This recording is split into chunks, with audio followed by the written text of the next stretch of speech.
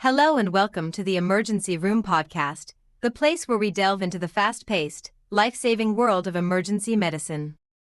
Are you ready to explore the critical decisions and cutting-edge treatments that happen daily in the ER?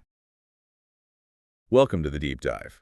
Today, we're going to be taking a deep dive into acute ischemic stroke management. Ooh, very important. Yeah, using the 2019 AHA guidelines for the early management of patients with acute ischemic stroke. Okay.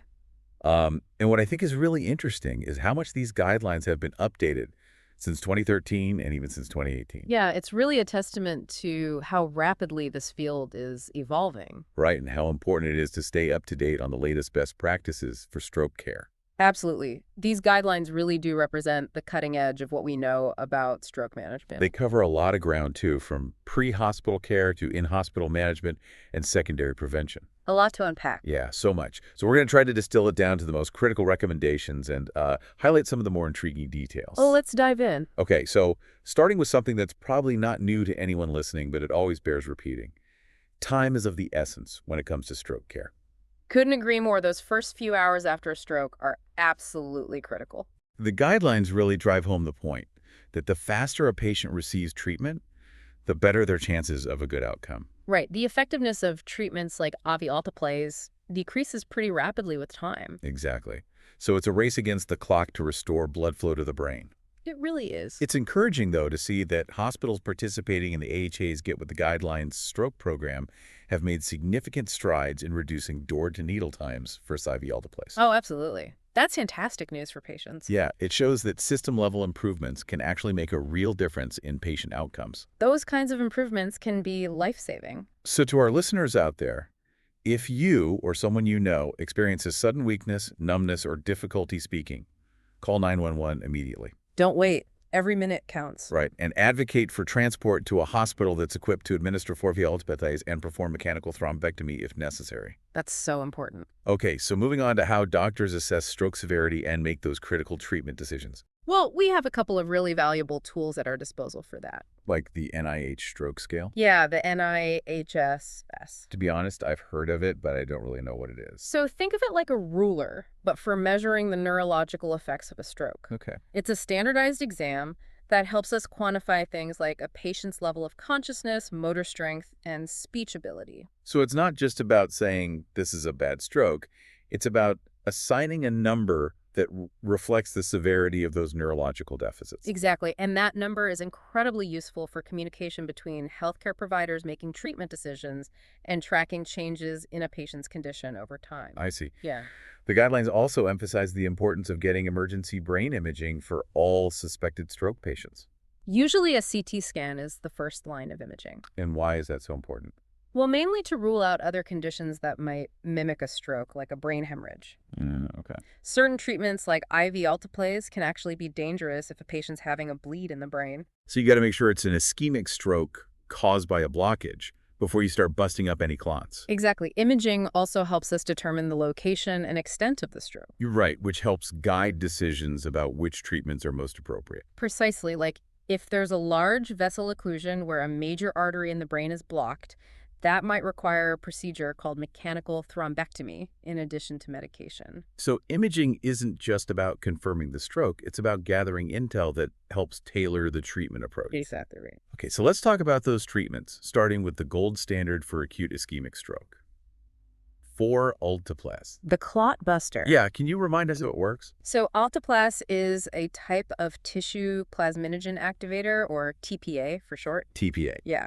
It's a protein that helps dissolve blood clots by activating an enzyme called plasmin. Plasmin. Yeah, and that breaks down fibrin, the main component of those clots. So it's like sending in a tiny demolition crew to clear that blockage. I like that analogy. And when it's administered within that critical window of time, typically within 4.5 hours of symptom onset, it's been shown to significantly improve outcomes for stroke patients. That's amazing. It is, but like any powerful medication, it's not without its risks. Right, there's always a balance, isn't there? Always, alteplase can increase the risk of bleeding, so it's not appropriate for everyone. And the AHA guidelines actually have detailed eligibility criteria that healthcare providers use to determine which patients are likely to benefit from alteplase and who might be at higher risk for complications. Right, it's all about individualized care. One thing that surprised me when I was reading the guidelines was the recommendation to administer alteplase even without first obtaining an MRI to exclude cerebral microbleeds. I can see why that might seem counterintuitive, Yeah. but the guidelines acknowledge that the potential benefits of alteplase outweigh the risks in this particular scenario. So cerebral microbleeds are tiny spots of bleeding in the brain that can sometimes be seen on MRI. And while they can increase the risk of bleeding complications with alteplase, the guidelines recognize that delaying treatment to obtain an MRI could actually lead to worse outcomes for the patient overall. It's a tough call, but sometimes you have to move forward with the best available information, even if it's not perfect. Don't let the perfect be the enemy of the good. Exactly. And once the decision's made to administer alteplase, getting the dosage right is critical. What is the correct dosage? It's a 0.9 milligrams per kilogram of body weight with a maximum dose of 90 milligrams. Okay. And it's administered intravenously over 60 minutes with an initial 10% of the dose given as a bolus over 1 minute. So precision is key. Absolutely. Now, alongside alteplase, there's another powerful tool in the stroke treatment arsenal that's become increasingly important: mechanical thrombectomy. Ah, yes, the clot retriever. I admit the name sounds a little intimidating. Yeah, does, doesn't it? But it's actually a minimally invasive procedure. Oh, okay. We use a device called a stent retriever to remove the blood clot from a blocked artery in the brain. And it's especially effective for large vessel occlusions where a major artery is completely blocked, preventing blood flow to a significant portion of the brain. So it's a more direct way of clearing that blockage compared to IV alteplase, which relies on the medication to dissolve the clot over time. That's right. And for many patients, it's been a true game changer. Wow, that's incredible. So how do doctors decide which patients are candidates for this procedure? There are specific criteria outlined in the guidelines, including the patient's age, the severity of the stroke, and the location and size of the blockage. Makes sense. We also consider factors like the patient's overall health and whether they have any contraindications for the procedure. So it's a powerful tool, but it's not for everyone. Right. The decision to perform mechanical thrombectomy is made on a case-by-case basis, considering the individual patient's circumstances and the potential risks and benefits. Well, this has been a fascinating look at the initial stages of acute ischemic stroke management. But we're just getting started. Right, there's so much more to explore, from the nuances of blood pressure management to the complexities of post-stroke care. Stay tuned for part 2 of this episode, where we'll delve into those topics and uncover even more insights from the AHA guidelines. Can't wait. See you there. Welcome back to the deep dive in part 1. We explored the really critical importance of speed in stroke care and the powerful treatments that are available to restore blood flow to the brain, like IV alteplase and mechanical thrombectomy. We covered a lot of ground. We did, but effective healthcare goes far beyond just the initial interventions. Absolutely. Stroke care is a journey, not a destination, and the AHA guidelines really provide valuable insights into every single stage of that journey. In this part of our deep dive, let's shift our focus to some aspects of stroke management that you might not immediately think about, starting with pre-hospital care. What happens even before a patient reaches the hospital can have a huge impact on their outcome. You're absolutely right. The guidelines really highlight the crucial role of emergency medical services, EMS, in the stroke care pathway. It's easy to think of EMS as just transportation, but their role is so much more than that. Oh, absolutely. EMS personnel are trained to recognize stroke symptoms Right? and can actually initiate critical care even before the patient arrives at the hospital. Wow. They can assess the severity of the stroke using standardized scales. They can alert the hospital so the stroke team can be ready and waiting. Okay. And they can even start treatments like oxygen therapy or intravenous fluids if needed. So they're essentially extending the emergency room into the field. A great way to put it, providing those initial life-saving interventions while the patient is en route to the hospital. And the guidelines recommend that EMS personnel should prioritize transporting stroke patients to hospitals that are equipped to provide the full range of stroke care, including IV alteplase and mechanical thrombectomy. That makes perfect sense. It's all about getting the patient to the right place as quickly and safely as possible. Makes sense to me. And it's also worth mentioning that the guidelines discuss the use of telemedicine in the pre-hospital setting, Oh, interesting. which allows EMS personnel to consult with stroke specialists remotely, Oh, wow. which can be incredibly helpful, especially in rural areas where access to specialized care might be limited. So technology can help bridge those gaps in care Absolutely. and ensure that patients, regardless of where they live, have access to the expertise they need. Exactly. Now, moving from the pre-hospital setting to the hospital itself, Let's delve into an area that often sparks debate among healthcare providers: blood pressure management after a stroke. Ooh, yeah, this can be a tricky one. Yeah, you want to control blood pressure, but you also don't want to restrict blood flow to the brain, especially after a stroke. It's a delicate balancing act for sure. So there's no one-size-fits-all answer when it comes to blood pressure after stroke. That's right. The guidelines recommend correcting low blood pressure promptly Okay. to ensure adequate blood flow to the brain and other vital organs. That makes sense. But when it comes to high blood pressure, the recommendations are a bit more nuanced. Okay, this is where it gets interesting, because I think most people would assume that high blood pressure after a stroke is always a bad thing. It's a common assumption, but the guidelines actually challenge that conventional wisdom. Really? Yeah, they recommend treating high blood pressure aggressively if the patient has certain conditions that require immediate intervention, like a heart attack or aortic dissection. Okay, so in those cases, the potential benefits of lowering blood pressure outweigh the risks regardless of the stroke. Exactly. But for patients who don't have those urgent conditions, the guidelines take a more cautious approach. Well, interesting. They actually suggest that initiating or restarting blood pressure medication within the first 48 to 72 hours after a stroke might not be beneficial. Wow. I would have thought they'd want to get that blood pressure under control as quickly as possible. Yeah, it's a common misconception, but the research shows that aggressive blood pressure lowering in those early hours after a stroke doesn't necessarily improve outcomes. It might actually reduce blood flow to areas of the brain that are already vulnerable. So less is more in this case. Exactly. The guidelines emphasize the importance of individualized blood pressure management, carefully weighing the risks and benefits for each patient. It's another great example of how these guidelines move away from rigid protocols and embrace a more personalized approach to stroke care. Absolutely. Speaking of individualized care, let's talk about another important aspect of stroke management: temperature control. Oh, yes, this is an important one. I've heard that fever after stroke can be a bad sign. You're absolutely right. Fever can worsen brain damage after a stroke. Right. So the guidelines recommend treating it aggressively. Okay. But when it comes to intentionally lowering body temperature, a technique called therapeutic hypothermia, the recommendations are a bit more complex. Okay, I've heard of that. It's been studied as a potential treatment for stroke, right? Yeah, the idea is that cooling the body might protect the brain from further damage after a stroke. Okay, so like putting the brain on ice, so to speak. Sort of. However, the guidelines state that the benefit of induced hypothermia for stroke patients is still uncertain. So they're not recommending it as a routine treatment. Not at this time. While some studies have shown potential benefits, the evidence isn't strong enough to recommend it for all stroke patients. Okay. Plus, there are concerns about potential side effects like increased risk of infection or heart problems. Right, so it's a tool that doctors might consider in certain situations, but it's not a standard of care for all stroke patients. Exactly. And the guidelines stress the importance of carefully weighing the potential risks and benefits before using induced hypothermia, as with any medical intervention. Right. Always weigh the risks and benefits. Always. Now let's shift gears a little bit and talk about something that's often overlooked in stroke care: the management of complications. Oh, yes. Complications can definitely arise after a stroke. Yeah, And it's right. important to be aware of them and how to address them. What kind of complications are we talking about? Well, one of the most common is dysphagia. Dysphagia. Yeah, which is difficulty swallowing. Okay. Stroke can affect the muscles involved in swallowing, putting patients at risk for choking or aspiration pneumonia, which is a lung infection caused by inhaling food or liquid. Oh, that's serious. It can be. That's why the guidelines emphasize the importance of early screening for dysphagia, Makes sense. ideally within the first 24 hours after the stroke. Who usually does that screening?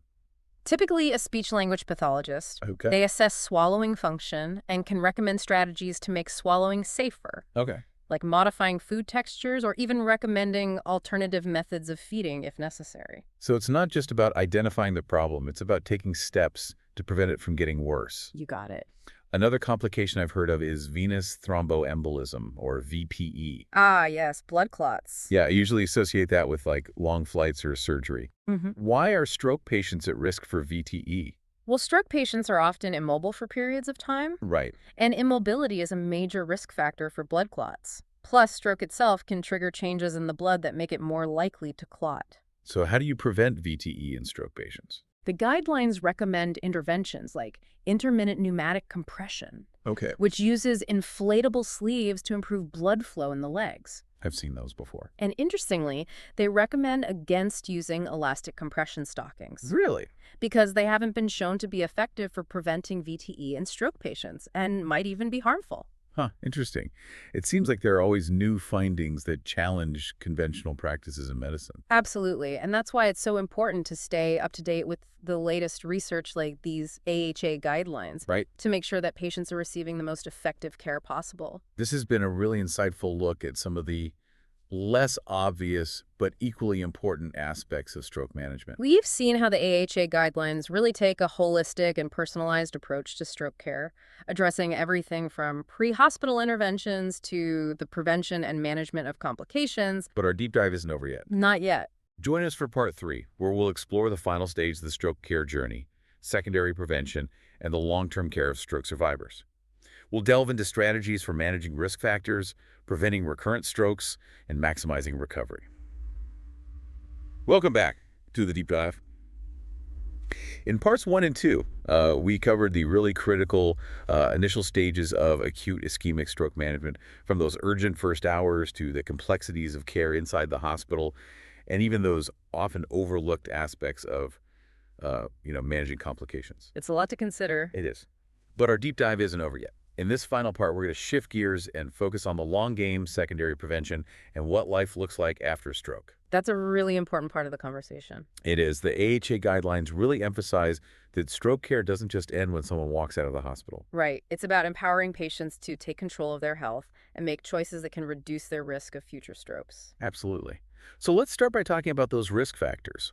What are some of the key things that can increase a person's risk of having a stroke? Well, some are beyond our control, like age, family history, and ethnicity. Right. But there are a lot of modifiable risk factors that we can actually address to significantly reduce that risk. Okay, so it's about identifying those things we can change and then taking action to actually make those changes. Exactly. What are some of the most impactful, modifiable risk factors? High blood pressure is a major one. Okay. The guidelines recommend keeping that blood pressure within a healthy range through lifestyle changes like diet and exercise and medication if needed.